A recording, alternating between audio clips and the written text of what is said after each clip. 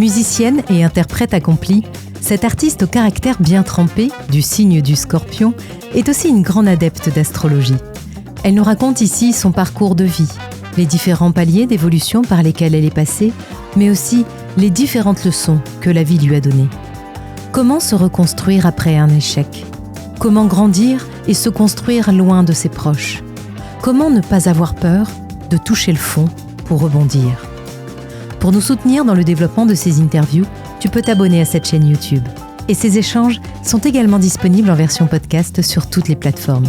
Et n'oublie pas, si cet épisode t'a plu, abonne-toi et mets un like. Je suis ravie d'accueillir Amy Potonnier sur Gaillard Média. Bonjour Amy. Bonjour. Merci d'avoir accepté mon invitation. Merci pour l'invitation. Alors pour les gens qui te découvrent aujourd'hui, pour les Réunionnais qui ne te connaissent pas encore, même si on commence un petit peu à entendre beaucoup parler de toi en ce moment, est-ce que tu peux te présenter ? Oui, moi c'est Emeline, je m'appelle Emeline, mon vrai prénom, mais tout le peu écrit à moi Amy Potonnier. Je suis saxophoniste, flûtiste, multi-instrumentiste, essentiellement à La Réunion. Voilà. D'accord. Tu as déjà joué, par contre, déjà en métropole. Tu as fait quelques tournées. J'ai fait quelques tournées. Déjà, moi, j'habite là-bas une quinzaine d'années, dans le sud de la France, à Montpellier. Et c'est là-bas que moi, commence ma carrière de musicienne, de faire des concerts, etc. Ouais. Et puis, il fait maintenant 7-8 ans, Malaran de La Réunion. D'accord. Donc, voilà. Alors, où ça sort ? Quel côté La Réunion ? T'es à moi, un petit enfant de Rivière des Pluies, Sainte-Marie, dans le 438, représente. et j'ai grandi à Saint-Denis, quoi. Voilà, Sainte-Marie, Saint-Denis. J'ai fait l'école à l'école des Sœurs de Rivière-des-Pluies. Ouais. Et ensuite, je suis partie au collège Juliette Dodu et au lycée Le Comte de Lille en musique. Et puis, m'était conservatoire Saint-Denis aussi. Donc, ça, Marmaille Saint-Denis. J'aime bien parce que dans la musique, on a toutes fait un peu le même circuit. J'ai fait aussi le Comte de Lille pour faire option musique au lycée, tu vois, conservatoire Saint-Denis. C'est ça. Et alors, comment tu en es venue à la musique ? Est-ce que c'était dans ton environnement familial, tes parents ? Enfin, comment c'est arrivé dans ta vie un petit peu ? Maman, ça c'est maman, la mettre à moi dans la musique. En fait, elle était... Maman était institutrice, donc à l'école des Sœurs, justement.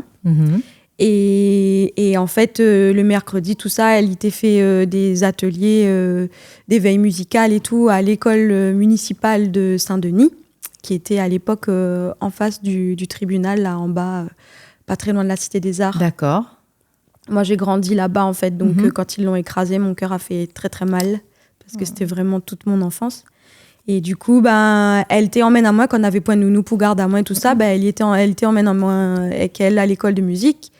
Et Mité reste dans la cour en couche-culotte, voilà. Donc, bon. Et puis quand j'ai eu l'âge de faire de l'éveil musical, j'ai fait de l'éveil musical. Et puis après, à 5 ans, elle m'a inscrite au conservatoire et c'était parti. Et alors, le sax ? Parce que au conservatoire, quand on est enfant, moi, je me rappelle à l'époque, on m'avait demandé de choisir 3 instruments, tu sais, par ordre de préférence, parce que très souvent, tu peux avoir, tous les enfants veulent faire du piano, ou tu vois, des instruments un peu plus connus et attirants pour des enfants. Et c'est comme ça que moi, je me suis retrouvée à faire du violon, tu vois, parce que j'avais choisi, bien évidemment, piano, violon. Pour faire original. Voilà, et violon, et clarinette. Donc, du coup, pour toi, ça s'est passé comment ? Alors, moi, je me souviens plus, mais ce dont je me souviens, c'est que j'ai pas eu le choix, je crois. D'accord. En fait, je voulais faire du sax et maman m'a dit non, tu feras de la flûte traversière, comme ta sœur. Donc, du coup, ça c'est pareil comme à l'école, j'ai voulu faire espagnol et ma mère a dit non, tu feras de l'allemand comme tes sœurs parce qu'elles vont t'aider. Tu parles. Personne m'a aidé jamais. C'est un mensonge. Et du coup, j'ai fait de la flûte traversière. De mes 7 à mes 20 ans, je pense, un truc comme ça. Ah oui. Alors, j'ai fait plusieurs instruments en fait. J'ai commencé par la flûte à bec à l'école de musique. D'accord. Donc, je devais avoir 4-5 ans. Ensuite, j'étais à l'école de musique et au conservatoire. Donc, à l'école de musique, je faisais flûte à bec, piano, solfège. Et au conservatoire, je faisais flûte traversière, ensemble, harmonie, solfège. Voilà.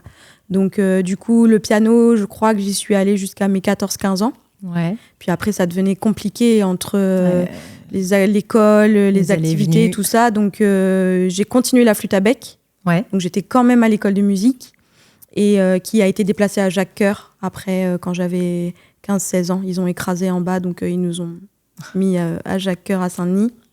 Et du coup, je faisais de la flûte à bec baroque, du coup. Hein. D'accord. Et puis, flûte traversière classique. Et donc, j'étais au conservatoire et à l'école de musique, plus le collège. Oui, bien sûr. Voilà. Tout cumulé. Ça me fait un peu rire parce que les ados d'aujourd'hui qui disent non mais je vais arrêter parce que je rentre en 3e, ça me rappelle l'époque où nous on faisait du tennis, moi je faisais flûte traversière, je faisais flûte à bec, j'avais 3h30 de solfège, plus l'harmonie le mardi, les cours le samedi matin. Et la danse classique, non t'en as pas fait parce que j'en ai fait bien sûr, oui, à Sainte-Marie. C'était le circuit ça. J'ai fait de la danse classique, ça pas. J'ai pas accroché. J'ai fait du tennis aussi, enfin bon. On a essayé plein de trucs mais je suis restée dans la musique. J'ai failli abandonner, mais j'ai une maman très... tenace. Ouais, et elle a bien fait. Merci, maman. Ouais. Je la remercie, parce qu'à l'adolescence, quand tout le monde allait au cinéma, moi, j'allais au conservatoire. Voilà. Et donc, à un moment donné, j'ai essayé de me rebeller. Ça n'a pas fonctionné, et heureusement.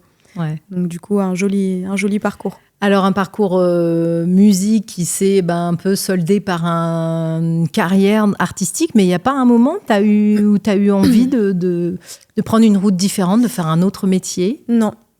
Non. Après, je n'avais pas imaginé ce métier-là. Enfin, je n'avais pas imaginé d'être ce type de concert. Mais à la base, moi, je voulais être flûtiste-concertiste. C'était le projet. J'avais vraiment l'idée de rentrer dans un grand orchestre et de faire le tour du monde. Ouais. Donc à mes 17 ans, c'est ce que je voulais faire. Et les études, c'était optionnel. Enfin, je m'étais dit, voilà, je vais m'inscrire à la fac, histoire d'eux. Mais je voulais vraiment faire ça. Et donc, en fait, quand je suis arrivée à Montpellier, j'ai passé mon concours d'entrée au conservatoire de Montpellier et je ne l'ai pas eu. Et donc là, ça a été... quand tu as 17 ans, que tu as eu ton bac de justesse, et que tu arrives dans un pays inconnu, sans famille ni rien, et que tu commences ta vie par un échec, c'est compliqué. Ouais. Donc, en fait, j'ai arrêté la flûte traversière, du coup. Voilà. Parce que je savais qu'un an de pratique, enfin un an sans conservatoire, que j'allais vraiment perdre du niveau et que du coup, c'était foutu, en fait. C'était sûr, même si je continuais à côté, ça n'aurait pas eu la même, le même intensif quoi, que le conservatoire et j'allais perdre. Ouais. Enfin, j'aurais pas pu re-rentrer l'année d'après. En tout cas, c'est ce que je croyais. Donc, du coup, j'ai arrêté. Et c'est là que j'ai commencé le saxophone. Mais vraiment en dilettante, quoi. J'étais à la fac de lettres en musicologie, à Montpellier, en dilettante aussi. Et j'ai commencé le sax, je me suis inscrite dans une MJC. Donc, c'était des cours au collectif. Tu vois, vraiment, j'étais vraiment en mode... je jouais au clair de la lune, quoi. Alors que j'avais un bagage... de ouf quand même derrière. Et en fait, mon prof, à la fin de la première année, il en a eu marre et il m'a dit non mais qu'est-ce que tu fais là en fait, tu peux pas. Donc du coup, il m'a dit viens dans mon atelier de jazz. Donc en fait, c'est comme ça que j'ai mis un pied au jazz. D'accord. C'était très dur parce que moi je venais d'un milieu classique. Ah oui. Et le jazz, c'est vraiment comme sauter du bord d'une falaise sans filet, sans élastique, sans rien, quoi. Tu sautes dans le vide, t'as pas de partition, t'as pas de repères. Et en plus de ça, le saxophone, c'est un instrument transpositeur. Ouais. Donc par rapport à la flûte traversière qui est en do. Et en fait, moi, j'avais l'oreille absolue à l'époque. Enfin, c'était le bordel. Ça m'a pris 2 bonnes années avant d'arriver à me dépatouiller un peu avec l'instrument déjà, dans le milieu du jazz, d'arriver à... déconstruire un petit peu ce que le classique t'avait donné pour... En tout cas, complémenter, tout cas, voilà, vraiment, et comprendre que c'était différent et qu'il fallait se lancer, quoi, fallait y aller. Donc, ça m'a pris, 2 bonnes années quand même. Ce qui m'a vraiment aidée, en fait, c'est qu'à la fac, on a eu un cours d'improvisation vocale, jazz. Et là, en fait, c'est là où j'ai appris à scatter. D'accord. Donc, à arrêter de dire do, ré, mi, fa, sol et de dire dabadou, badei. Voilà. Et punaise, ça a été la délivrance. Ah ouais. Ça m'a vraiment sauvée, en fait. Et à partir de là, j'ai réussi à plus entendre le nom des notes dans ma tête et à commencer à entendre juste des sons. Et ça m'a vraiment ouvert une porte Ouais. De ouf. Et là, à ce moment-là, j'étais en 3e année à la fac. Et donc, c'est là où ça a commencé à prendre sens. Ouais. Et de là, j'ai quitté la MJC pour rentrer dans une vraie école de jazz et musique actuelle, à Montpellier, toujours, le Jam. D'accord. Et là, après, là, c'était parti, ouais. Donc voilà comment j'ai mis un pied dans le jazz et aussi avec le saxophone, quoi. Ça a été 2 en 1 et c'était dur. Mais, et après, une dizaine d'années après, j'ai rencontré encore une épreuve avec le saxophone soprano où là, ça a été de nouveau une année de combat pour arriver à maîtriser cet instrument. Parce que en fait, je te pose la question parce que c'est vrai qu'on a plus l'habitude aujourd'hui de te voir au sax. Donc, beaucoup de gens pensent la saxophoniste. Amy Potonnier, mais non, ton à la base, cœur de métier, t'es flûtiste en fait à la base. Mais bon, je suis plus saxophoniste que flûtiste maintenant parce que c'est vrai que j'ai pas entretenu le niveau que j'avais à la flûte. Alors que le saxophone, j'en joue vraiment tout le temps, quoi. Mais oui, je suis flûtiste saxophoniste. Alors moi, je veux revenir. Tu as parlé d'échecs tout à l'heure. Oui. Puisque tu as dit, c'est marrant, mais j'ai commencé ma vie professionnelle musicale par un échec. Comme tout le monde, tu fais face à des échecs, à des hauts, des bas. Alors justement, quels sont les outils qui t'ont aidé ou des choses que tu as mis en place pour te sortir de cet échec? Parce que c'est pas évident. Alors, tu dis que tu as abandonné, d'accord? Donc, tu as un peu baissé les bras, mais j'imagine que quelles sont les choses qui t'ont aidé, en fait? En fait, suite à ce premier raté, j'ai eu du mal. En plus, à l'époque, j'étais jeune, j'avais 17 ans, j'avais pas de famille, je commençais une nouvelle vie. C'était dur. Parce que du coup, quand on a un rêve et que... En fait, c'est comme quand on est enfant et qu'on dit je vais être astronaute, aviateur ou je sais pas quoi. Bon, après, on grandit, on se rend bien compte qu'on va pas dans cette direction-là. Quoique, il y en a qui y vont. Hein. Mais là, en fait, c'est d'autant plus compliqué quand t'es ado, que t'es pas chez toi et que ton rêve se brise en 1000 morceaux, en fait. Et donc, en fait, je me suis dit, mais qu'est-ce que je vais faire de ma vie ? Qu'est-ce que... Vraiment, j'étais en mode... je sais pas. Donc, en fait, c'est pour ça que je dis en dilettante, c'est parce que vraiment, cette première année, je l'ai passée... j'étais un... À tâtons. Ouais, j'étais vraiment une âme errante. J'allais à la fac, mais je savais pas trop pourquoi. J'avais pas vraiment de pratique musicale. Justement, je m'étais inscrite dans cette MJC-là. J'avais fait un peu de piano, puis je faisais du sax, mais comme je te disais, je jouais au clair de la lune. Enfin voilà, j'étais pas... C'était compliqué cette année-là. Donc, j'ai rien fait vraiment. J'étais un peu je pense pas en dépression, mais j'étais un peu en mode... ok, j'ai 18 ans et je sais pas ce que je vais faire de ma vie, quoi. Et le déclic? Le déclic, c'était ça. C'était mon prof qui m'a vraiment, à la fin de l'année, qui m'a dit, mais... je comprends pas, c'est quoi ton plan? Et moi, j'étais là, moi non plus, je sais pas c'est quoi le plan. Et c'est là qu'il m'a dit de venir dans l'atelier de jazz. D'accord. Et donc, c'est là où ma vie musicale, en tout cas, a pris un autre tournant. Et où j'ai accepté le fait que, ok, je serais pas flûtiste concertiste. Ouais. Et en fait, j'ai fait un peu plus je me suis mise un peu plus sérieusement dans les études, tu vois, parce qu'aujourd'hui j'ai quand même un master en musicologie, et puis du coup avec quand je suis rentrée donc dans l'école de jazz, pareil, j'ai passé en fait des diplômes, des diplômes. J'ai fait une formation professionnelle, et puis très tôt, donc en fait 3-4 ans après cet échec, je suis rentrée aussi dans un groupe réunionnais à Montpellier qui s'appelle Zoréole, en tant que remplaçante en fait du flûtiste saxophoniste. Donc quand il n'était pas dispo, je le remplaçais.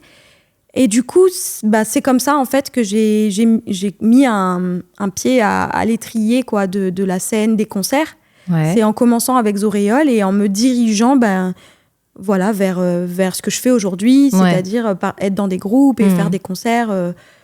Voilà, c'est vraiment le virage en fait que la vie m'a proposé Voilà, c'est ce truc de flûtiste-concertiste était tombé à l'eau, mais le fait de m'être un peu plus engagée dans mes études, ça m'a permis justement après d'intégrer des projets. Parce que psychologiquement, c'est pas évident quand même de faire face à un échec à 17-18 ans. Non, franchement, c'était dur. D'ailleurs, j'étais à 2 doigts de rentrer à La Réunion, quoi, même. Parce que il n'y avait pas d'intérêt vraiment à être là-bas. De toute façon, depuis que je suis partie, je voulais rentrer à La Réunion. J'ai tenu 15 ans, je ne sais pas comment. Je suis montée dans l'avion, 2 heures après, je voulais déjà rentrer. Exactement. Mais, et au final, je suis restée 15 ans quand même. Ouais. Mais je ne sais vraiment pas comment j'ai fait, quoi. Ça passe vite. Ça passe terriblement vite. Ça passe vraiment vite. Moi, je suis curieuse, parce que je suis sûre que du coup, tu as développé. Parce que si dès le début de ta vie, tu as fait face à des échecs professionnels en plus, j'imagine qu'il y en a eu aussi des personnels. Qu'est-ce que tu as développé avec le temps ? Qu'est-ce qui t'aide à te sortir la tête de l'eau, à rester positive, à avancer ? Je pense que déjà, j'ai beaucoup de chance parce que j'ai un super caractère. Ouais. Magnifique. de Scorpion. Waouh, le meilleur des signes, on est d'accord. Qui fait que je pense que je suis quand même je suis un peu une guerrière, un peu malgré moi, quoi. Voilà, j'ai un peu ce côté un peu persévérant. Et qui fait que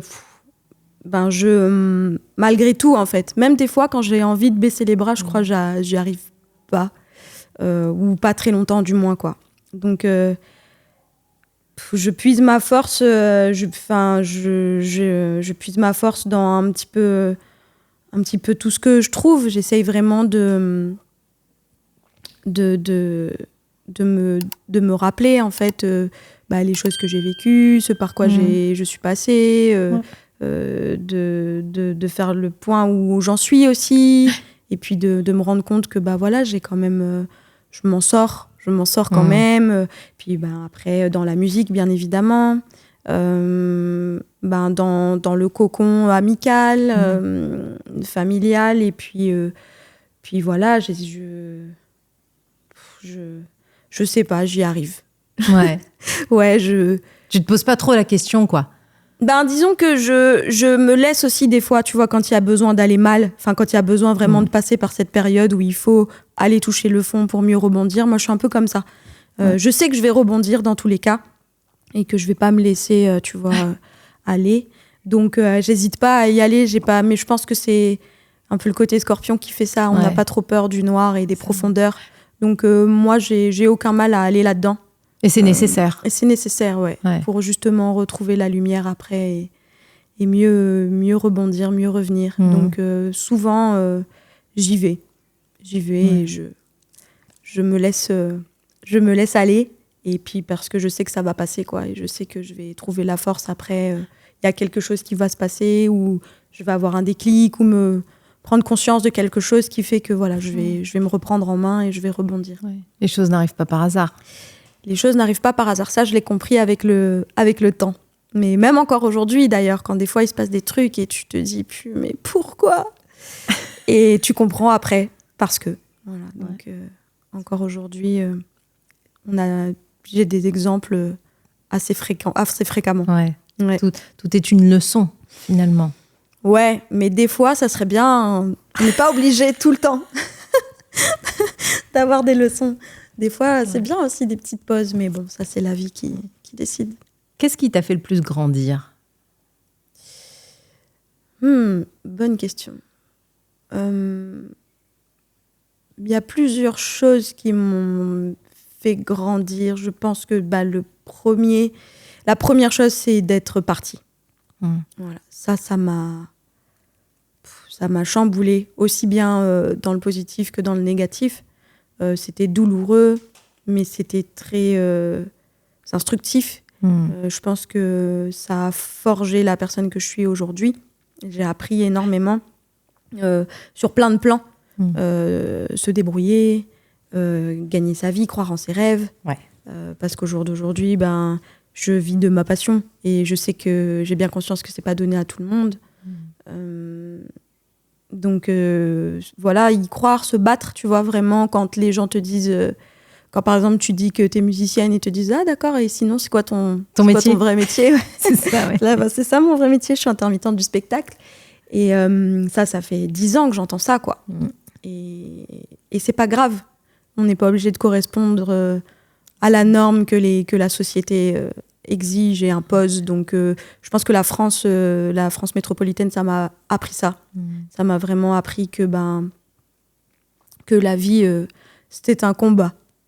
Donc, ça. Et puis, qu'est-ce qui m'a fait grandir le plus? Ouais, c'est ce que tu disais tout à l'heure. Je pense les échecs, sur le plan professionnel, j'en ai connu quand même quelques-uns. Et sur le plan personnel aussi, ça m'a fait grandir. Ouais, je pense que, en ce moment, d'ailleurs, je pense que je suis en train d'apprendre vraiment une grande leçon. Et je sens que je suis encore je suis comme un Pokémon, tu vois. Là, je suis encore je suis en mode nouvelle version, quoi. Et encore, un palier d'évolution. Je suis en plein dedans en ce moment. Ouais. Et pareil, c'est douloureux, mais de toute façon, faut y aller, quoi. Donc, ouais. Et tu penses que c'est une étape nécessaire? Je pense que c'est une étape nécessaire et je sens que je grandis encore. Donc, c'est à la fois douloureux, mais c'est en même temps très intéressant. Et puis c'est beau à regarder, je trouve, aussi, de voir comment ça se passe. Donc, j'essaye de ne pas perdre ça de vue. Voilà, donc on s'accroche. Ouais. Est-ce qu'il y a là-dedans, dans tout ce que tu dis, une part de spiritualité aussi? Ouais, je pense que c'est quelque chose que je développe aussi de plus en plus. Certains appelleraient ça la sagesse. Est-ce que c'est ça vraiment? Je sais pas. Mais en tout cas, ouais, je sens.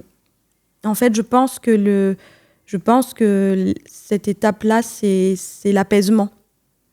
C'est l'apaisement et qui est nécessaire parce que dans le monde dans lequel on est aujourd'hui, comment le monde évolue, je pense que le seul moyen d'y faire face, c'est d'être en paix. Donc, du coup, je sens ça. Et je pense que du coup, ça développe tout ce côté un peu spiritualité, les croyances, s'intéresser aussi. Parce que des fois, on dit on croit, mais on ne va pas forcément approfondir, chercher. Et donc, je pense que là, je suis un peu dans l'approfondissement de tout ça, essayer de comprendre la compréhension des choses, de ce qui se passe, de ce qui arrive, de moi, dans un environnement. Et voilà, une remise en question perpétuelle, mais douce. Tu vois, faut pas... Ouais. Je pense que, justement, ces 15-20 dernières années, c'était pas doux. Donc, j'essaye là d'être plutôt dans l'apaisement. Ouais. Et de faire ressortir ce côté... cette autre facette du scorpion. Parce que je trouve qu'on a une mauvaise réputation et je suis pas d'accord. Donc, d'ailleurs, il y a pas longtemps, là, j'ai publié j'ai fait une petite vidéo là sur Instagram parce que j'ai écouté un podcast sur la pleine lune en Scorpion. Et voilà. Et du coup, ça m'a inspiré un truc très très doux. Et pour essayer de dire aux gens, pour essayer de changer ces mauvaises étiquettes qui nous collent à la peau. D'ailleurs, je crois que tu avais accompagné cette vidéo, parce que c'est marrant, tu m'en parles, j'allais t'en parler en fait. Et je crois que tu avais accompagné ton post, parce qu'on t'entend chanter aussi, tu es à la guitare, on t'entend chanter. Et c'était un moment un peu suspendu dans le temps, on le voit, on le ressent en plus. Et je ne veux pas dire de bêtises, mais tu avais dit en attendant que quelqu'un m'accepte... oui, je sais plus. J'ai mon téléphone est en train de nous filmer.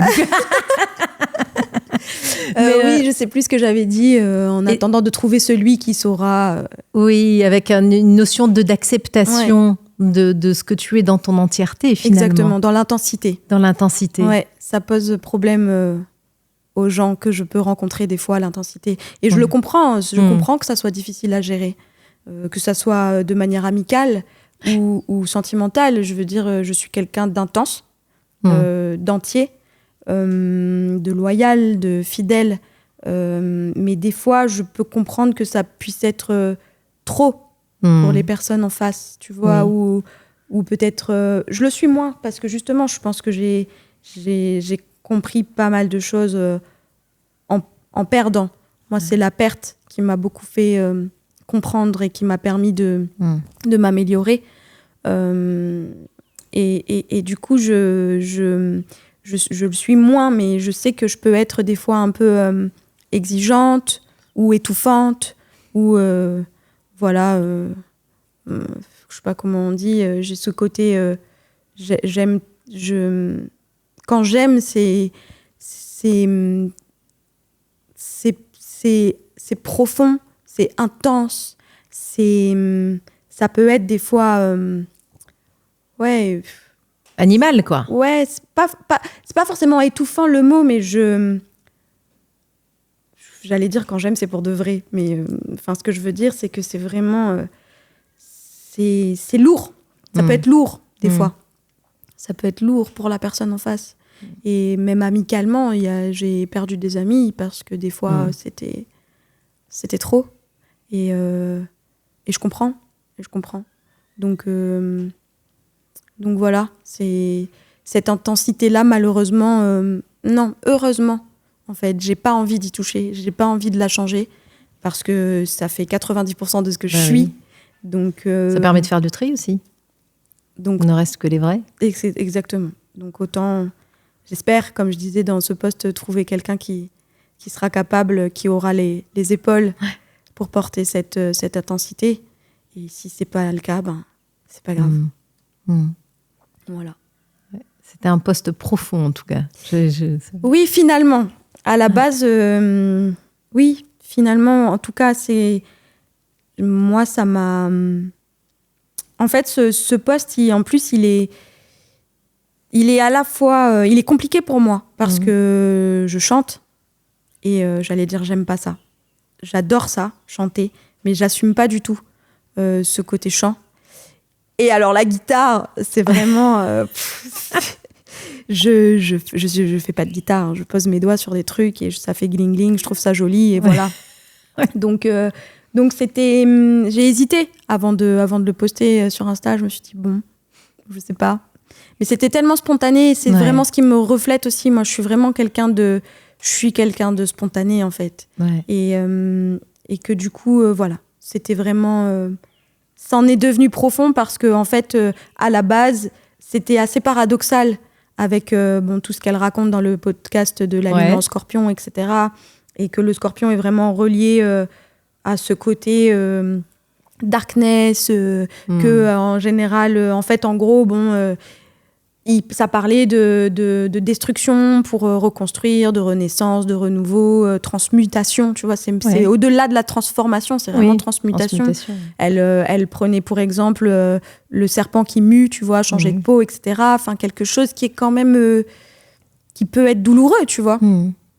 Et en fait, moi, tout ce qui m'est venu, c'est cette douceur, en fait. C'est vraiment ce côté lumière, tu vois, cet espoir, parce que, ouais, peut-être que la transmutation, c'est douloureux, mais au final, c'est toujours pour aller vers quelque chose de lumineux, tu vois, de lumière. Et le scorpion, l'énergie scorpion, en fait, c'est vraiment ce que ça représente.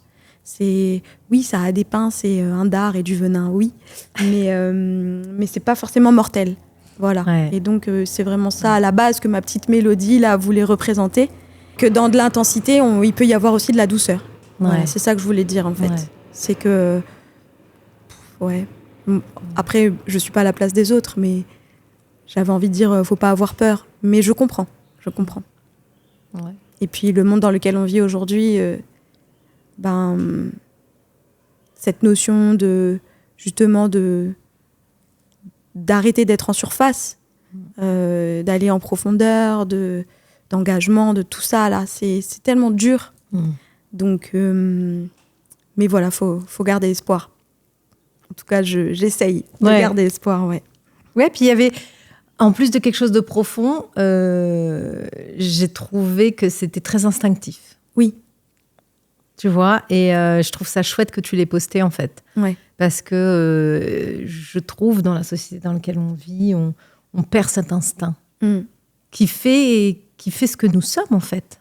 Tu vois, parce qu'aujourd'hui, on est obligé d'être lisse et carré. Attention, faut pas dire ça. Attention, faut pas faire ça. Attention, faut...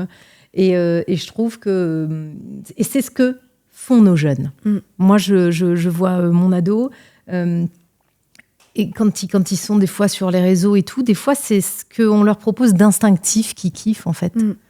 Tu vois, et cet instinct-là, je trouve que tu vois qu'on le ça se perd.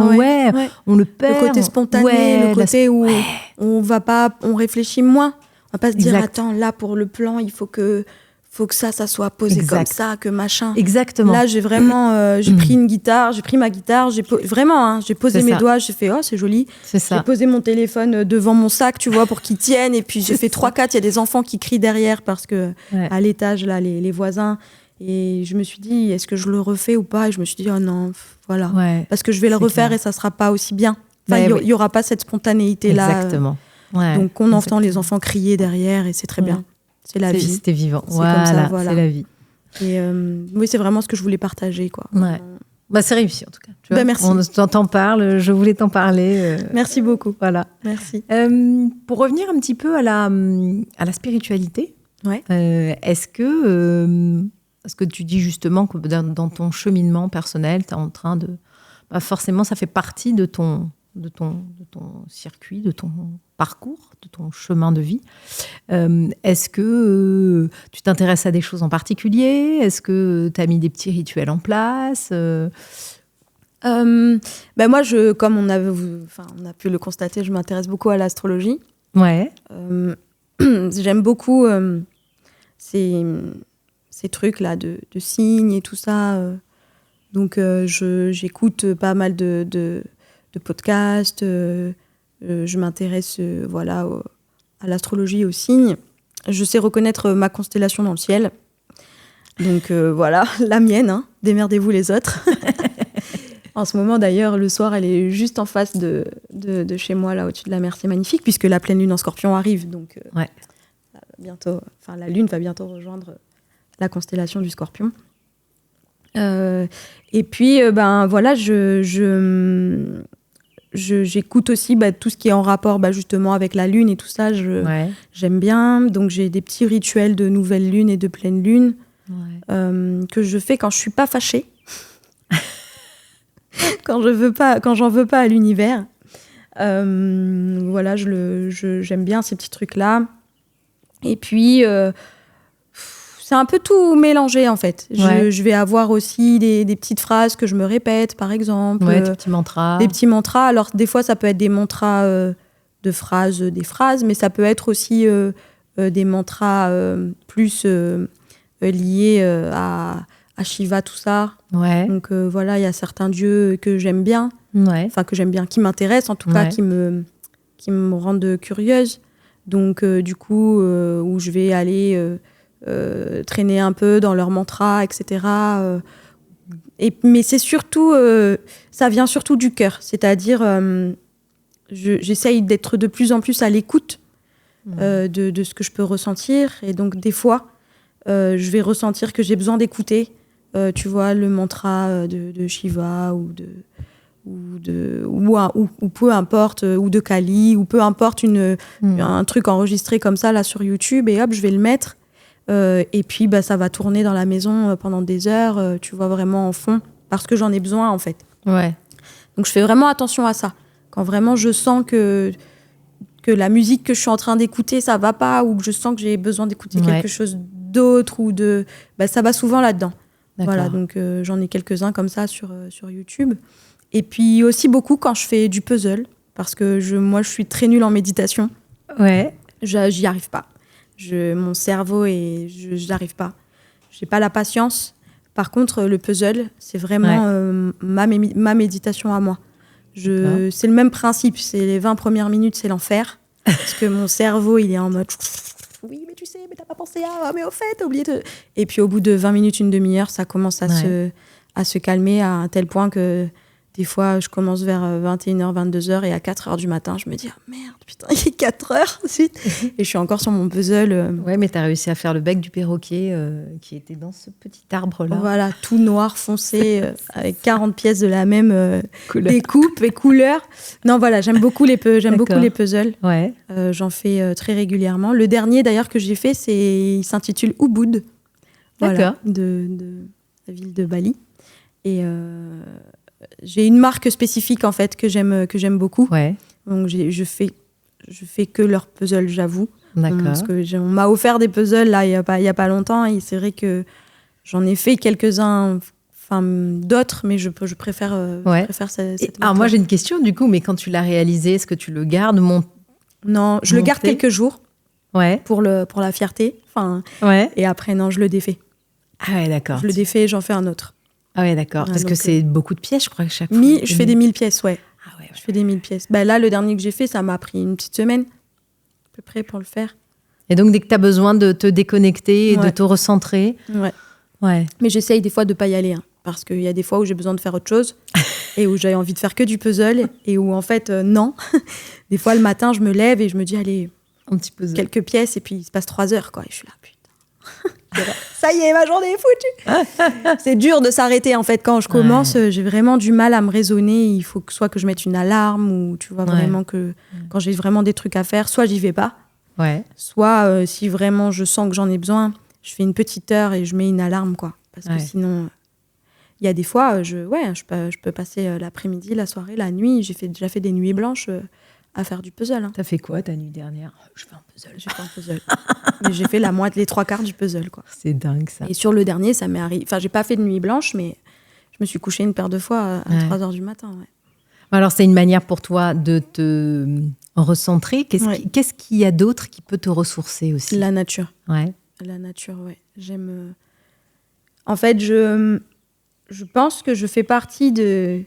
Enfin, ça fait peut-être un peu prétentieux de dire ça, mais je pense sincèrement qu'on est de moins en moins nombreux à admirer ce qu'il y a à l'extérieur, autour de nous. Et je pense pas que ça soit uniquement parce que j'ai vécu en dehors que je prends conscience de la beauté de l'île sur laquelle je vis. Ouais. Ça a dû aider, probablement, d'aller vivre en métropole et de connaître l'hiver. Quelle horreur. D'avoir froid. Mais voilà, moi, je m'émerveille vraiment devant un rien.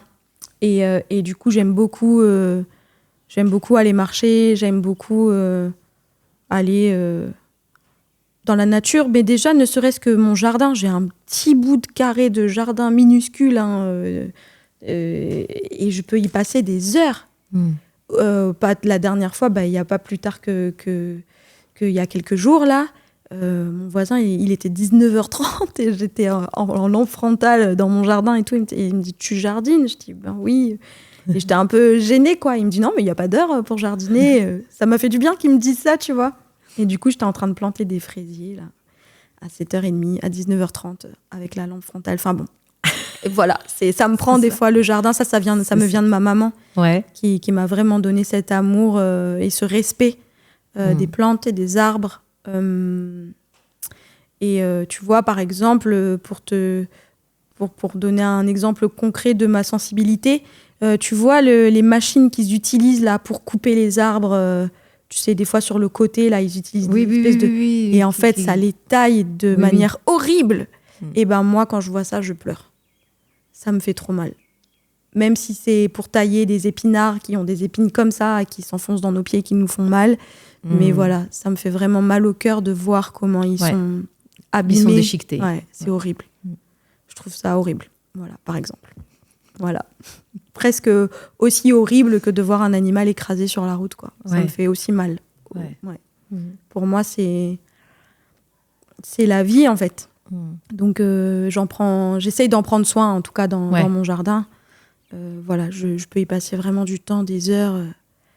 Ça me fait du bien. Ouais. Donc, alors, quand je t'entends parler, je me dis, mais est-ce que tu arrives avec tout ce qu'on voit dans les médias qui nous bassine d'informations, pas toujours positives et tout ça. Est-ce que tu arrives à garder espoir ? Ouais, parce que je regarde pas.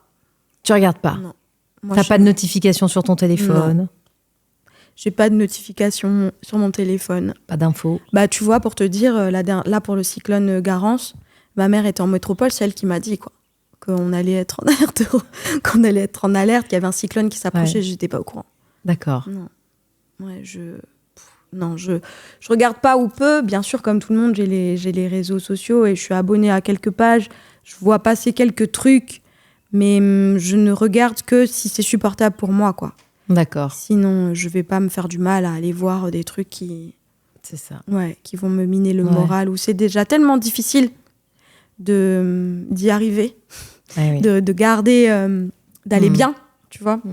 Dans le monde dans lequel on vit aujourd'hui, déjà, quand on me demande si ça va, quand on me demande comment ça va, par exemple, mon mot favori, c'est neutre. Voilà. Ça va pas mal, ça va pas bien. Je suis neutre. Ça va. Voilà. Et je me situe très souvent, en fait, dans ce neutre. Tu vois. Des fois, ça va bien, mais moins souvent que dans ce milieu-là, dans ce neutre, en fait. Je peux pas dire que je vais mal. Ouais. Je peux pas dire que je vais bien. Je vais. Voilà, je vais. Et comme dirait une amie que j'aime beaucoup, nous, souvent, quand on se demande pas si ça va, on dit tu tiens. Ouais. Voilà. Et ouais, je tiens. Parce que tu es aussi, tout simplement. Des fois, tu tiens bon. Des fois, tu tiens. Voilà. Donc, c'est plutôt ça. Donc, du coup, je vais pas me polluer, tu vois, la tête à voir des trucs. J'évite, en fait. J'évite. C'est quoi ton rapport à la mort ? Je pense que j'ai pas peur.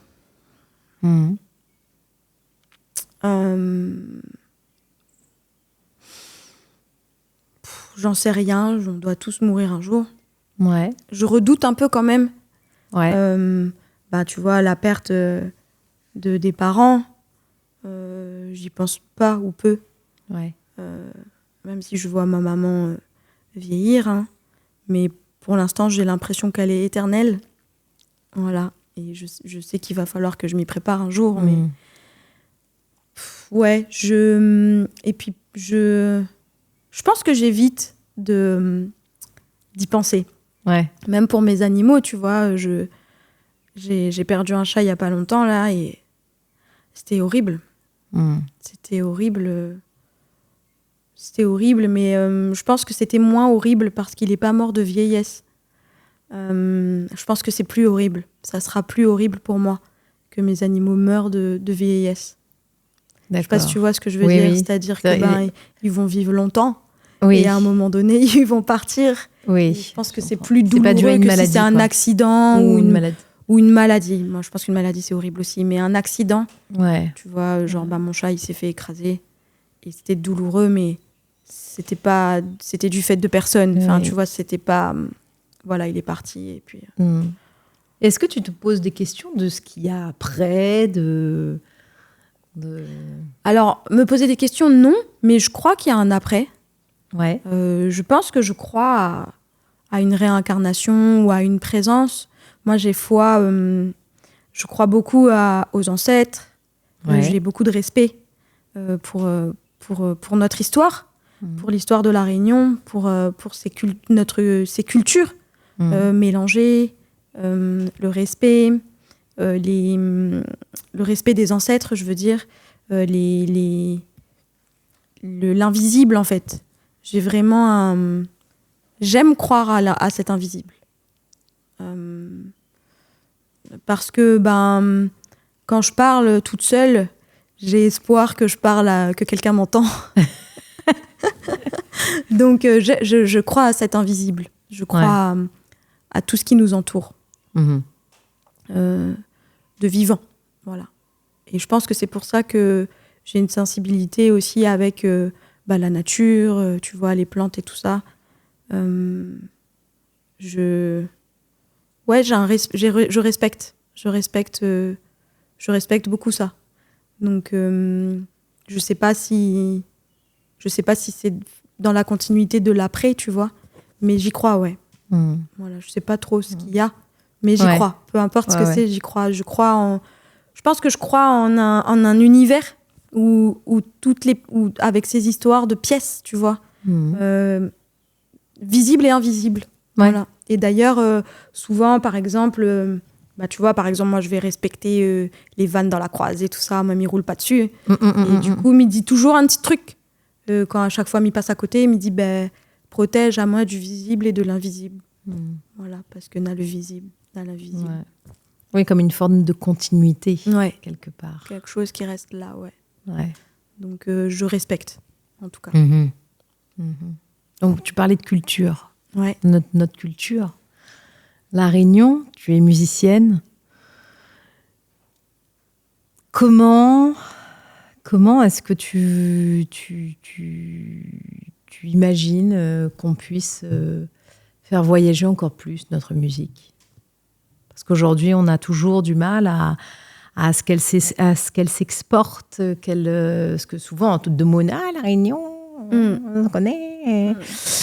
La musique antillaise est plus exportée que la nôtre. Est-ce que tu as déjà réfléchi ? Qu'est-ce qu'on pourrait faire ? Est-ce que c'est important ? Bonne question. Est-ce que c'est important que notre musique soit exportée ? Et je dirais même mieux, est-ce que c'est important que notre musique soit exploitée ? J'irai pas plus loin dans ce débat parce que j'ai pas envie. Alors quand je précise quand même de quel débat je parle, je fais allusion à ce qu'on appelle l'appropriation culturelle et le fait qu'il y ait beaucoup de gens, notamment qui jouent notre musique en métropole. Moi, j'ai pas envie de donner mon avis là-dessus. J'ai pas envie de dire c'est bien, c'est pas bien. Voilà, ça m'intéresse pas. Mais on peut faire un constat. Le constat aujourd'hui, c'est que le Maloya et le Sega, c'est quand même plutôt pas mal connu. Et il n'a pas besoin de nous pour être joué là-bas. Exactement. Est-ce que c'est bien, est-ce que c'est pas bien ? Ça, c'est autre chose. Ouais. Mais en tout cas, il est joué, il est écouté, il est reconnu.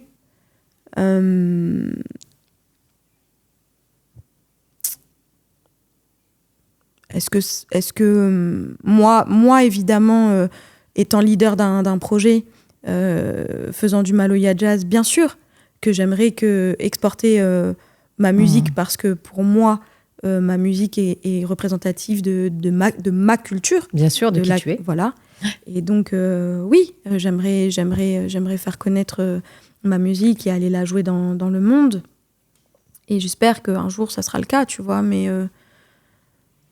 c'est pas une finalité en soi.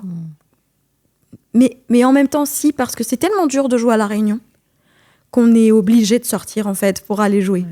Donc, oui et non, tu vois, en même temps, moi, je suis allée en tournée l'année dernière. Je suis déjà en train de penser à repartir cette année parce que sinon, je joue pas, en fait, ici. Et ce qui est normal aussi. J'ai déjà beaucoup joué l'année dernière. Je peux pas jouer tous les ans pour la simple et bonne raison que, artistiquement parlant, je propose pas de nouvelles choses non plus tous les ans. Bien sûr. Tous les ans. Donc, les gens ont déjà entendu, réentendu. Donc, à un moment donné, il faut aller jouer ailleurs en attendant de proposer du nouveau. Donc, c'est logique en même temps. Enfin, ça s'explique, tu vois. Mais pour moi, voilà, c'est pas le but ultime, quoi. C'est pas d'aller jouer dehors, d'aller... C'est cool, si c'est possible. C'est bien. Et c'est chouette. Et d'ailleurs, quand on va en tournée, que ce soit avec mes projets ou les projets des autres, je suis toujours contente d'aller en tournée, d'aller faire découvrir la musique de mon pays ailleurs, bien évidemment. Sûr. Mais pour moi, c'est bien aussi c'est aussi bien quand notre musique, elle est jouée par nous-mêmes, pour nous-mêmes. Ça aussi, c'est bien. Voilà. Ouais. Parce qu'on sait l'écouter en plus. Oula, alors là. Ça. Est-ce qu'on sait l'écouter ? Est-ce qu'aujourd'hui... Est-ce qu'on l'écoute comme il faudrait? Est-ce qu'on va découvrir? Moi, je trouve que le peuple réunionnais manque de curiosité des fois. Parce qu'il y a plein de choses qui est proposées ici, des bonnes et des mauvaises. Ouais. Alors, quand c'est mauvais, ah là oui, il y a de monde pour causer, pour dire, pour faire, pour véhiculer, pour partager et tout. Mais quand c'est bon, on voit moins passer, on voit moins circuler, on est moins soutenu.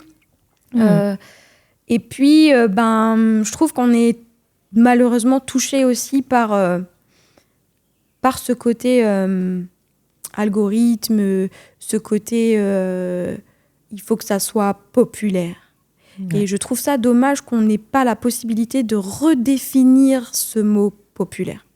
Pourquoi la musique que je fais, par exemple, elle pourrait pas être populaire? Aussi populaire que Misty parce qu'on va te dire que c'est plus un style de niche. Tu vois, tu jazz Maloya, tu fais un... Tu vois? Ouais. T'es plus dans une niche, en fait. J'essaie de trouver mais des... c'est ça qui est dommage. Je suis tout à fait d'accord avec toi. Enfin, c'est-à-dire, je ferais du jazz pur et dur, ouais, je serais dans une niche. Mais là, je propose un mélange. Mais tu proposes quelque chose de nouveau et l'être humain a du mal avec ce qu'il ne connaît pas. Exactement.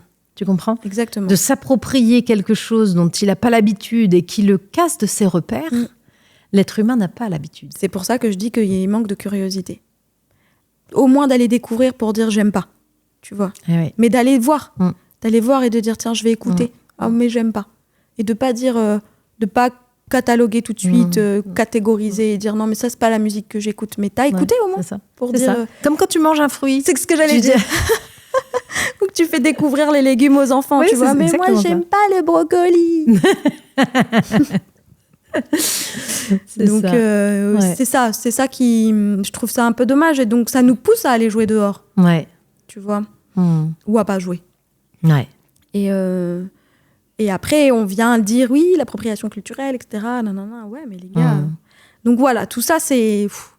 C'est complexe. Ouais. C'est très complexe. C'est pour ça que je veux vraiment pas rentrer là-dedans, parce que chacun est libre de penser ce qu'il veut et d'écouter ce qu'il veut, d'ailleurs. Tout à fait. Mais je trouve ça un petit peu dommage, voilà, qu'on n'aille pas... Moi, j'aime bien... J'essaye d'écouter. Je me force, en fait, à écouter des choses, même si c'est pas forcément ma tasse de thé, ou même si... Je parle de la musique réunionnaise. Hein. Oui. Je m'oblige, en tout cas, à écouter un petit peu. Mais moi aussi, des fois, je suis catégorique dans certaines choses. Hein. Et c'est d'autant plus difficile quand on est musicien.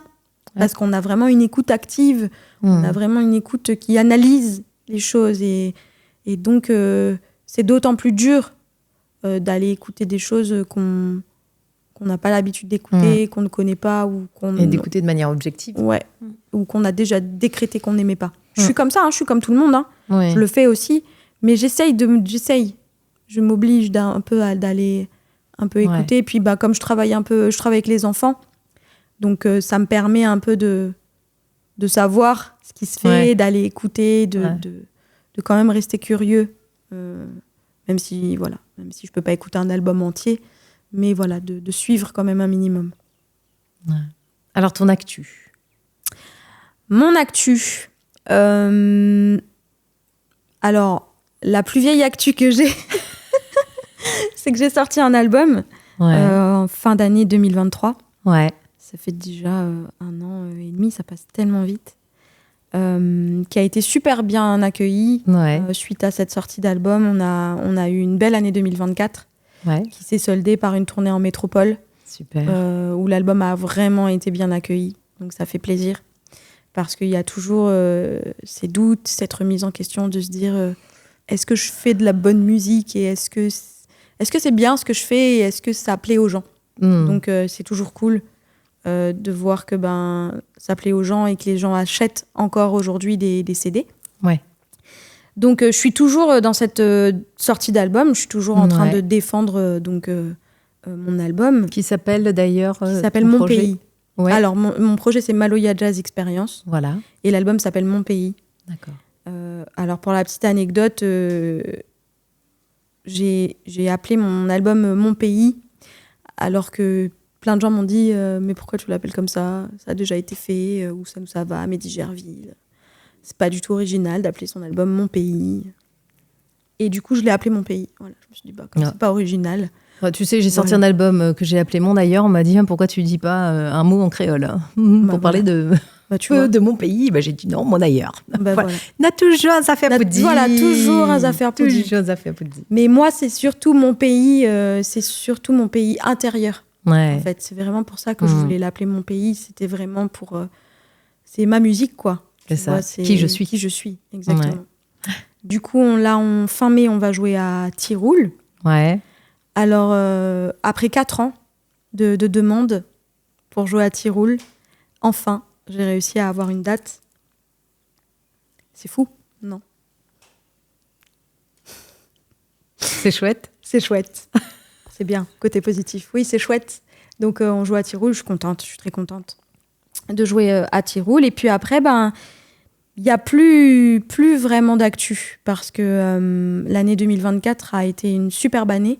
Ouais. Mais ça a été aussi très éprouvant pour moi parce que je gère tout toute seule et je fais tout toute seule. Et donc, quand je suis rentrée de tournée, j'ai pas eu l'énergie de travailler pour 2025. Vraiment, j'ai eu besoin de faire une pause. Enfin, de m'en remettre, en tout cas, de cette belle année. Ouais. De reprendre un peu de la force et du poil de la bête, ce qui fait que 2025, là, c'est assez calme parce que si tu travailles pas, il n'y a rien qui tombe tout cru. C'est ça. Donc là, après fin mai, une tournée en octobre. Ouais. Et peut-être une tournée dans un pays étranger. Mais pour l'instant, rien de... Okay. Si, peut-être les femmes du jazz en fin d'année. Ah oui, ça c'est mon actu. Oui, après oui, c'est vrai. Parce que tu joues avec... Mais c'est vrai qu'il n'y a pas que mon projet. Et avec d'autres artistes. Mon actu personnel, par contre, c'est trop cool. Là, il va se passer de chouettes choses. C'est vrai que pour Maloya Jazz Experience, son petit nom gâté, c'est MJX 2025, il ne se passe pas trop de trucs. Mais par contre, pour moi, c'est vraiment l'année de la sortie de zone de confort, quoi. Ouais. Déjà, avec les femmes du jazz, pour moi, ça a été vraiment ma première sortie de zone de confort. Ouais. Un super projet qui a été super intéressant et super enrichissant pour moi. Donc vraiment cool, vraiment contente de faire partie de cette équipe. Ensuite j'ai Didier Ibao qui m'a proposé de participer au croisement 2025. Donc allez, je spoil, je fais équipe avec une circassienne, ça va être incroyable. Génial. J'ai trop hâte. Pareil, là j'ai une proposition incroyable aussi musicalement qui m'a été faite pour Jazz dans le Port. Ouais. Donc sortie de zone de confort de ouf, j'ai dit oui, mais une fois que j'avais raccroché, j'étais en mode pourquoi j'ai dit oui, mon Dieu, je vais jamais y arriver, au secours, je suis trop nulle, donc c'est là où effectivement aussi c'est là où il faut apprendre à s'auto-congratuler et à se dire non mais je suis belle, je suis puissante, je suis trop forte, je vais y arriver. Et donc cool, sortie de zone de confort parce que j'ai pas pour habitude j'ai pas trop confiance en moi et j'ai pas pour habitude de dire de jolies choses de moi, donc c'est cool. Et puis pareil, fin d'année, un autre projet aussi, proposition pour travailler dans une pièce de théâtre. C'est incroyable. C'est chouette. Donc c'est que des choses de qualité.